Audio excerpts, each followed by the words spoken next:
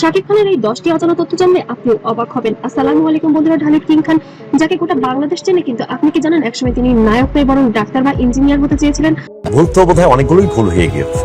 অনেক ভুল না হলে হয়তো জীবন আরো অনেক স্মুথ হতে পারতো বা আরো একরকম হতে পারতো। আজকের ভিডিওতে থাকছে শাকিব খানের এমন 10টি অজানা তথ্য যা শুনে আপনি সত্যিই অবাক হবেন। শুরুর আগে চ্যানেলটিকে অবশ্যই সাবস্ক্রাইব করে বেল আইকনটি বাজিয়ে দিন। এবং আমি মনে মনে কিন্তু সিরিয়াসলি আমি তাকেই বিয়ে করতে চেয়েছি।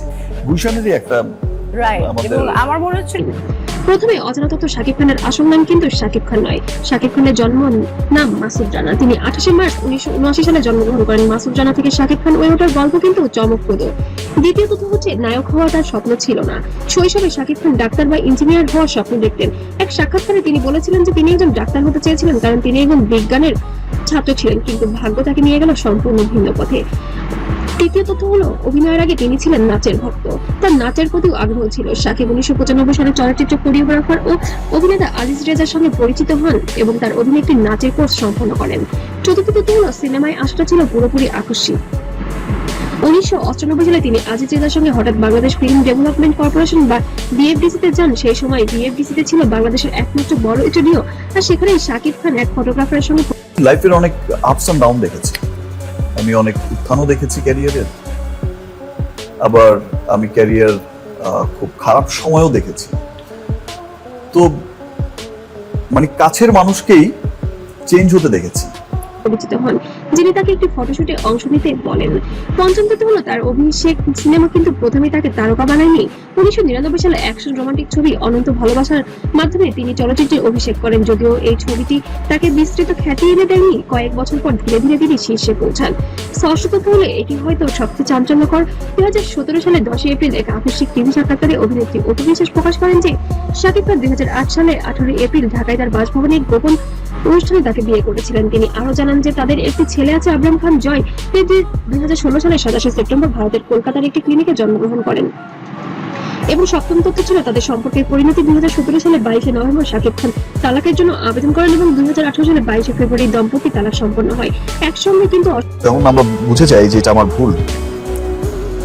নিশ্চয়ই মানুষ জেনে শুনে তখন আর ভুলে যাওয়া চায়। জীবনের অসংখ্য সিনেমায় কাজ করেছিলেন শাকিব খান ও অপু বিশ্বাস, একসঙ্গে 72টি সিনেমায় কাজ করেছিলেন। অষ্টম তথ্য হলো তিনি বাংলাদেশের অন্যতম সর্বাধিক পুরস্কৃত অভিনেতা। শাকিব খান তার দীর্ঘ ক্যারিয়ারে 4টি জাতীয় চলচ্চিত্র পুরস্কার, 8টি মেরিল প্রথম আলো পুরস্কার, 3 ব্যাসাস পুরস্কার এবং 4টি সিজিএফবি পারফরমেন্স পুরস্কার জিতেছেন। মেরিল প্রথম আলো পুরস্কার তিনি 8 বার জিতেছেন, যা একজন পুরুষ চলচ্চিত্র অভিনেতার জন্য একটি রেকর্ড, যে রেকর্ড বাংলাদেশে এ পর্যন্ত কেউ করতে পারেনি। নবম তথ্য হলো তার ক্যারিয়ার শিল্পত্ব 2 দশকেরও বেশি সময় ধরে 250 সময়টা যখন খুব খারাপ ছিল বা খারাপ হয়ে গেছে সামহাও, তখন দেখেছি যে কাছের মানুষই চেঞ্জ হয়ে গেছে। চেহারাটা আর কেমন চেনা লাগে না, অচেনা অচেনা চেহারা। বা এই মানুষটার এই বিহেভ বা এরকম আমি কখনো দেখিনি। আশাই করো বেশি সিনেমায় অভিনয় করেছেন এবং বাংলাদেশের অন্যতম সফল অভিনেতা হিসেবে বর্ণিত হন। গণমাধ্যমে তিনি king Khan, king of Dhallywood, megastar, superstar number 1 Shakib Khan নামে পরিচিত এবং বর্তমানে তিনি বাংলাদেশের সর্বোচ্চ পারিশ্রমিক পাওয়া এক অভিনেতা।